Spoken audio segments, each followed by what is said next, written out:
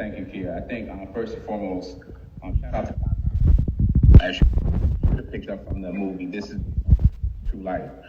So she had a book with the same title, For the Love of Music. And first and foremost, this is the first time that I've been in a situation where I'm not just writing my own thoughts. So you wanted to make sure we're acting with a level of integrity.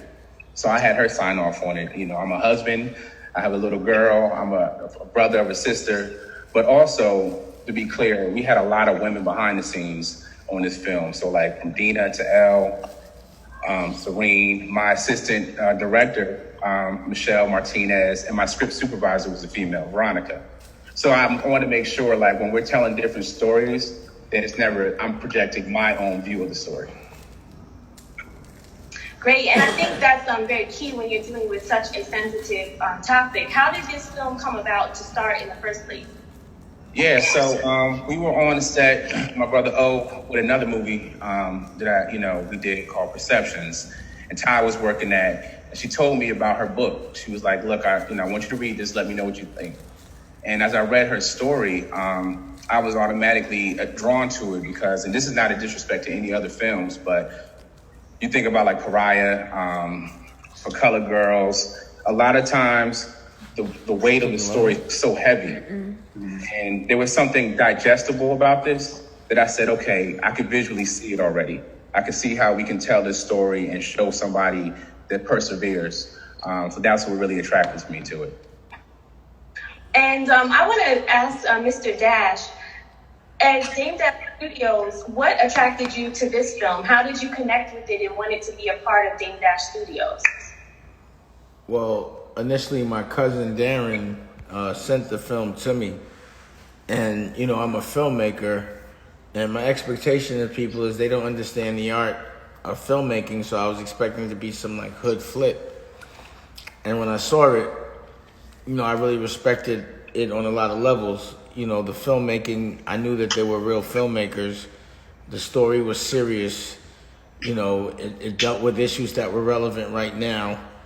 And, I'm the type of person that, number one, like if I got a block and I'm clicking, if someone got work as good as mine, I'm going to share it if it doesn't hurt me, But also, I just think that filmmakers sometimes don't get these platforms, the real good ones that are talking about things that are socially relevant, that involve us, as opposed to making them money.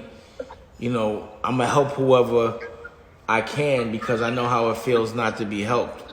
But I do respect the art, and as of yet, everything I've seen from this whole group has been A1. So I also like to also be a part of discovering and being first. So I feel like, once they blow up, which is inevitable, this whole crew, I could be like, I told y'all so again, I was first again, But at the end of the day, I trust my cousin blindly, and it wouldn't even matter if it was terrible, but I was really happy that it was really good. I respected it on a lot of levels, and even down to the way y'all doing this. I respect the organization, I respect the execution, and I respect the respect that y'all have for the art, and I'm down for that. And like-minded people got to stick together, and that's the reason why I'm here. Well, first, we appreciate you pioneering so much in the arts and creating this platform for independent filmmakers such as ourselves to be able to share this with larger audiences. So we applaud you for, the respect that you have for the art. With that being said, Chad, as a writer, you wrote this script, you were able to tap in and adapt the book. Talk about now putting on the director hat. Like, what goes into making the film in the first place? Where do you start? Yeah, to Dane's point, I appreciate you, brother. The prep work, like the film starts way before the film starts. So Sweetie, who's the director of photography, we meet a lot, and he's very patient with me. I come up with some ideas. We brainstorm, we started sketching. I'm talking to O, I'm talking to Ty. Then I'm thinking about the cast, where we're gonna shoot, location. So because I was an EP2, you're wearing all of these different hats. And the goal is when you get on set, you can kind of relinquish some of those other hats. So thank you, Brother O, who definitely took care of me while I could just focus on the directing.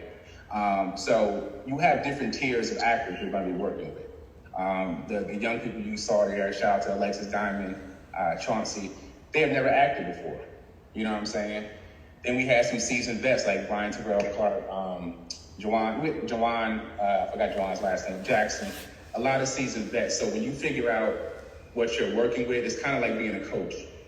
You know what I mean? Like there's some actors I can give a couple cues and then they got it. Others I got to work with more. So it was like just figuring out what hat you need to wear depending on the situation. And, what is, key with this film is that there's a lot of moments, obviously, where we're listening to the narrator and we're not seeing the actors act out dialogue, but they're doing the actions that are necessary to convey the message. What do you look for when you're searching for cast? And like you said, you dealt with, seasoned actors and new actors. What are you looking for in your cast in this particular film? Right. So real quick, shout out to Melinda Williams, who was the narrator. So that was a stylistic approach. Like, in the 80s, 90s, early 2000s, especially with Black cinema, a lot of voiceover work. You know what I'm saying? And a lot of actors, you gotta, depending on who you work with, new actors looking for dialogue right away. You know what I mean? Seeing how many lines they had. It's not always about the line. It's about your performance. So a lot of the people you saw in there, it was a labor of love. I worked with previously. Ty had a lot of her family members and people she knew. It was like a collective. But what I'm looking for most importantly is what are your intentions? You know what I mean? So like, knowing this was an important story, I wasn't gonna cast anybody that's trying to get on. You know what I mean? Because so-and-so's attached to it or whatever. I really looked at people for their character and their ethic. Like if you got the drive, you're passionate, you read the script, and it sits well with you, then we can move forward. So that's how it went. And so now that brings me over to Omar. You were an actor in the film, and you had a very important role that ended the film. So talk a little bit about your role in the film and how you even got connected with Chad in the first place.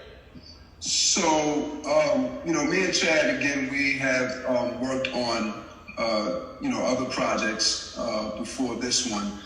And we just had a chemistry as soon as we met. Like, we just knew that we were going to work together. That's my brother. And so this particular film, For the Love of Music, is special for all of us. It's definitely a labor of love. It's definitely something that God put together. It wasn't really, we didn't do the traditional, cast and, have people read and all of that kind of stuff. We just knew, we just brought people to the table and we just made it happen. When I was presented with that particular role of Benny, it kind of just fit who I am, to be honest with you, because that's the era that I come from. Me and Top Power, we've spoken about her story several times. I read the book and I related to it, and I felt exactly what it was that she wanted to bring to the table. And I tried to do the best that I could to, make sure that she was getting, what she wanted, from that particular character. So.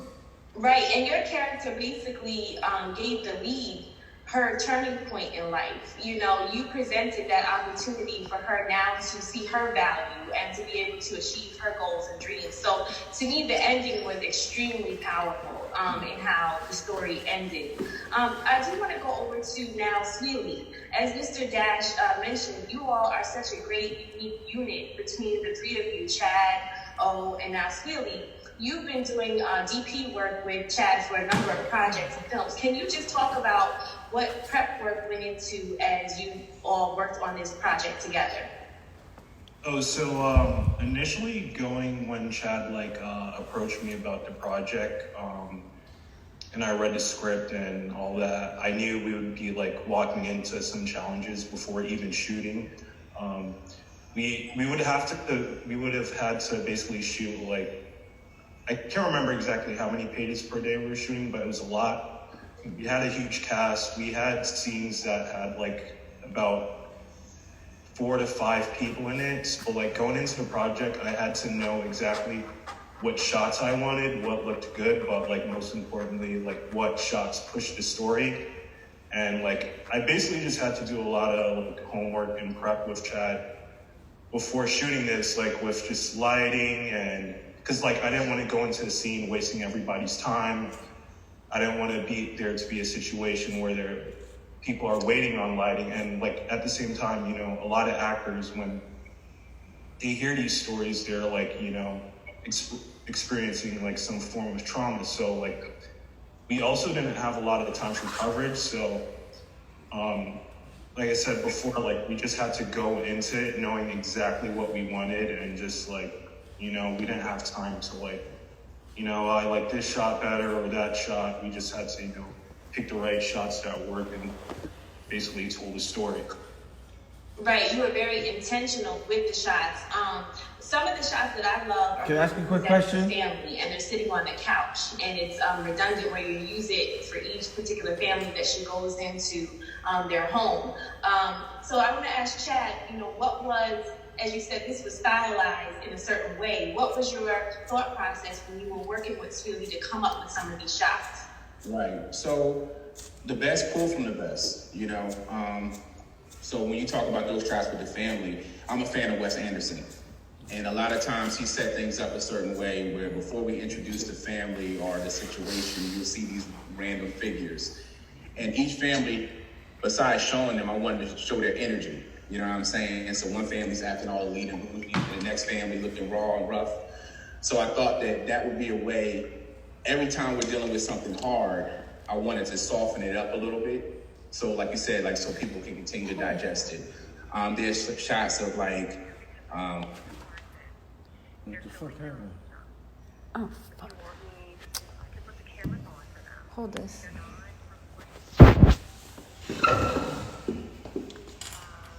So I'm breaking down films to the art. You know, I want people to understand the art of movie making and what it takes to do such. What's the question? And that's why I'm doing these screenings. I want to talk to the directors. I want to hear their process. I'm hoping I don't know, the battery just, you know. You feel me? But I want everyone to learn as I learn. So hopefully y'all learning from this. You know? And if not, get the fuck off my page. But for my page is for you to learn, for you to evolve, for you to apply, for you to get better, for you to inspire, you know? Do things better, but the battery just definitely slipped. I mean, however you can set it up best before you leave. Who's that? What's wrong? What's the problem? Everything cool? Yeah. So I'm giving opportunity for other black filmmakers, other independent, like-minded people. You know, it's not a color thing, it's a mind state thing.